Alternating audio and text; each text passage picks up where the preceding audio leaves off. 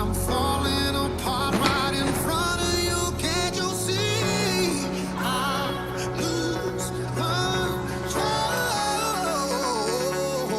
when you're not next to me, next to me, next to me, next to me, next to me, next to me. I lose.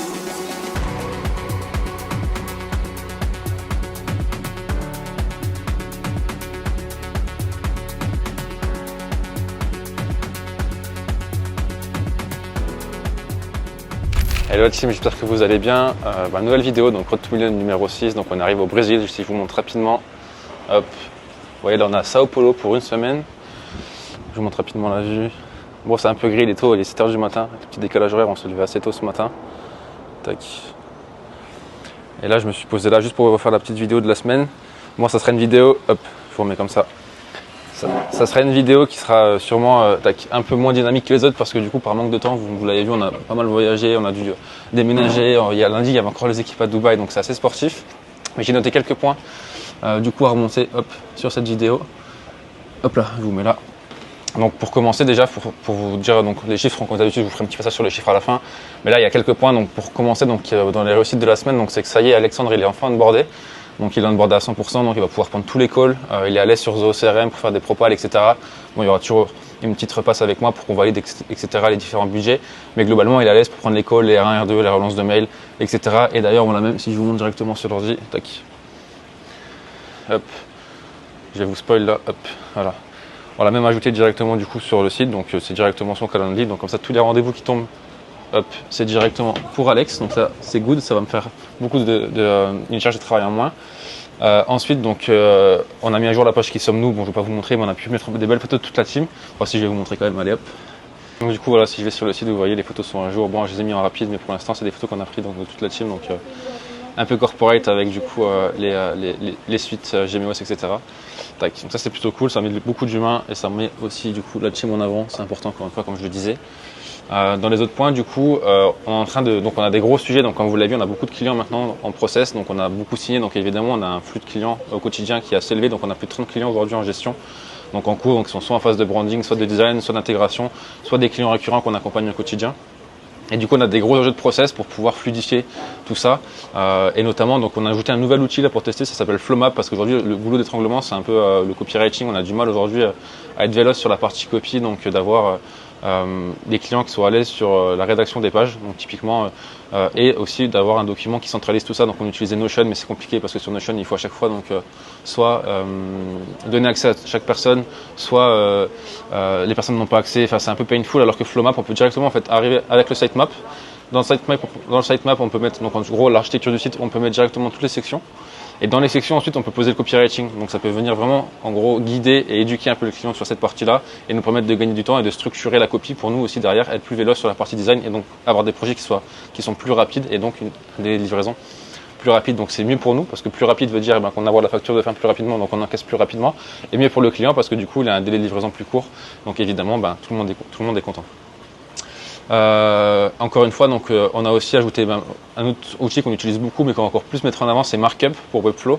C'est-à-dire que lorsqu'on fait du dev sur le site, on passe toujours sur Webflow, donc il y a un environnement de staging, donc c'est un lien de pré-production de Webflow qui n'est pas indexé mais qui permet de voir le site réel avant de le mettre en ligne. Et nous, ce qu'on fait, c'est qu'on utilise donc Markup qui permet aux clients de mettre des commentaires directement dessus, que ce soit, moi je voulais vous montrer, mais vous pourrez aller voir par vous-même, qui permet en fait directement de mettre des commentaires donc sur la version desktop, tablette et mobile, et nous de tout centraliser. Et on a mis même une intégration directement avec Slack pour que les commentaires remontent et qu'on soit encore plus rapide. Autre chose, c'est qu'on a aussi toujours une partie formation, nous chez GMOS, donc quand on livre le site, on a toujours Brian ou Tiffen, donc le dev, qui fait une formation à Webflow pour que les équipes soient autonomes, les équipes de nos clients, l'équipe marketing growth.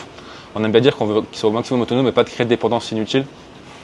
Et pour ça, on a une formation à chaque fois à la fin, mais on s'est rendu compte qu'on répétait un peu toujours la même chose parce que tous les sites sont construits un peu de la même façon. Globalement, le style guide est toujours le même. Et du coup, on s'est dit, pour gagner du temps, être véloce et pour apporter encore plus de valeur à nos clients, peut-être qu'on va mettre en place ce qu'on appelle du coup un hub ressources, donc soit accessible par mot de passe pour nos clients, soit on verra si on le met aussi du coup ouvert à tout le monde, ce qui pourrait nous permettre d'avoir des vidéos un peu plus tutoriels qu'on mettra en avant aussi sur YouTube et pourquoi pas aussi pour mettre en avant nos skills. Et du coup, ça serait intéressant pour même des enjeux d'SEO, donc comment faire, nanana. À voir, c'est un sujet qu'on a en cours qui pourrait être intéressant. Et là, du coup, il y a un autre sujet qui est cool, c'est que du coup, comme vous avez vu, c'est qu'on a beaucoup signé. Et du coup, moi, ce que j'aime bien dire, c'est que c'est dans le volume qu'on voit et qu'on peut justement challenger les choses. Parce que quand tu as 3 projets par mois, en fait, c'est à la marge. C'est-à-dire que si tu fais plus ou moins, si tu es plus ou moins régulier, que tu as plus ou moins des bons process, ça va pas trop t'impacter. Par contre, sur 30 projets en cours, la moindre optimisation, évidemment, ça va s'optimiser parce qu'une heure par-ci par-là sur 3 projets, ça fait 3 heures par mois, mais 1 heure sur 30 projets, ça fait 30 heures et tu divises par 7, ça te fait pratiquement 7 fois 5, ouais, un peu moins, 6 jours, entre 6 et 7 jours que tu perds par mois, donc c'est quand même énorme. Juste pour 1 heure. Donc imaginez tout ce qu'on peut fluidifier, les échanges, les retours, tout optimiser, tout centraliser. Donc là, c'est des gros sujets qu'on a justement avec Sacha et qu'on discute beaucoup avec Alex et Maxime. Même avec toute la team au final pour voir quels sont un peu les points de friction, comment on peut les optimiser et comment on peut faire en sorte que ce soit de plus en plus fluide pour nous, pour le client et pour encore une fois la délivrabilité.